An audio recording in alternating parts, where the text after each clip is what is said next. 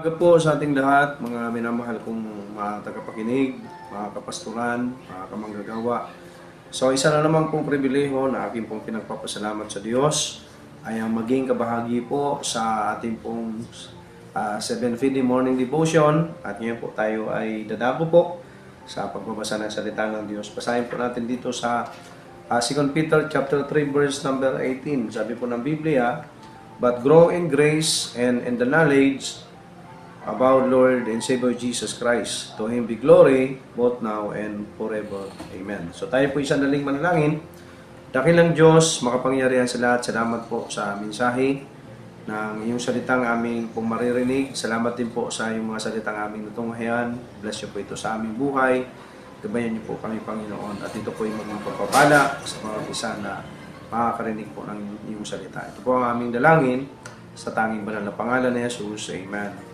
Okay, so mga kapatid, ang ating pong tatalakayin ngayong pong umaga ay what the Bible is to us. What the Bible is to us. Okay, so ano ba ang Bible sa atin? Bilang isang Kristiyano, okay? Kasi po alam nyo, sabi doon sa binasa natin kanina sa 2 Peter 3:18, "But grow in grace and in the knowledge of our Lord Savior Jesus Christ." So, yung salita po ng Diyos, ito po ay sword. Ano po? At bilang yung pong sword, kaya po yan na gamitin pag ng isang malaguna. Pag baby pa, so hindi pwedeng humawak ng sandata o ng tabak o ng sword. Ano po? So ang kailangan po sa isang Kristiyano, kailangan po lumago. Para pag siya lumago, kaya na niyang humawak ng sandata. Ano po? Okay? Kasi may kalaban po tayo. Kasi sabi po dito sa ating pag-aaral, ano po? So, but grow in grace and in the knowledge of our Lord Savior Jesus Christ. Okay.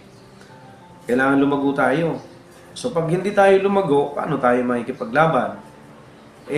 Alam niyo po ba na whether we like it or not, believers are in constant battle.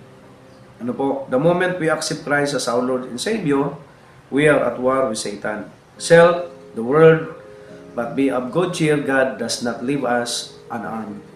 Yun po yung isang bagay na nakatutuwa mga kapatid. When Jesus Christ was ascended to heaven, so hindi niya tayo iniwan po na wala tayong sandata, wala tayong panlaban. Meron po ang salita ng Diyos. Kaya po, ang sabi dito sa Hebrews 4:12, so sabi dito, sabi dito sa 4:12, yung sa Acts 4:12, ay sa Hebrews 4:12, yung sword is, ano po, it is sharper than two-edged sword. Ano po? Yung word of God. Okay? It is a sword, sabi po doon. Kaya lang, paano po natin gagamitin ang salita ng Diyos para magtagumpay tayo sa pagkikipagdigma kung tayo po ay kulang sa kaalaman. Kaya kailangan mag-grow tayo sa knowledge, yung paano natin gagamitin ang salita ng Diyos na may kausayan. Kaya dapat nagsasanay tayo. Kasi we are at war with Satan. Okay? Nung tumanggap tayo sa Panginoon po, we are in constant battle. Kaya po, noon kasama natin ang demonyo, kasama natin si Satan, yun ang totoo. Nasa panig tayo niya, pero ngayon tayo tumanggap na sa Panginoon, wala na tayo sa panig po ng kaaway. Kaya talagang tayo na po ngayon ang hinahanting ng kaaway ni Satan. Ano po? At gusto niya tayong itumba, gusto niya tayong sirain, gusto niya tayong durugin. So kaya, whether you like it or not, kailangan nang lumago ka. Kailangan tumibay ka para magtagumpay ka. Para may panlaban ka. Dahil kahit magmakaawa sa kaaway kay Satan, hindi kanya po pakikinggan. Papatayin at sisirain, dudurugin at dudurugin ka. So, ang tangi po natin gawin is to stand firm, and makipaglaban tayo. Okay? Because we have His Word in our hands. Ano po? What is the sword? It's the Word of God. Okay? Kaya, the Word of God is our sword. So, ito po yung ating panlaban. Ano po? Okay? Not only a sword, it is a food. Spiritual food. It is a food. 1 Peter 2:2. Ano po? Matthew chapter 4, verse 4. Sabi doon, Man shall not live by bread alone, but by every word that proceedeth out of the mouth of God. So, yun po. Kaya hindi tayo pwedeng mabuhay ayon lang lamang sa pampisikal na pagkain, kundi po pati sa spiritual. Ano po? So, we need food spiritual. We need the Word of God. Okay? Food for the needy soul.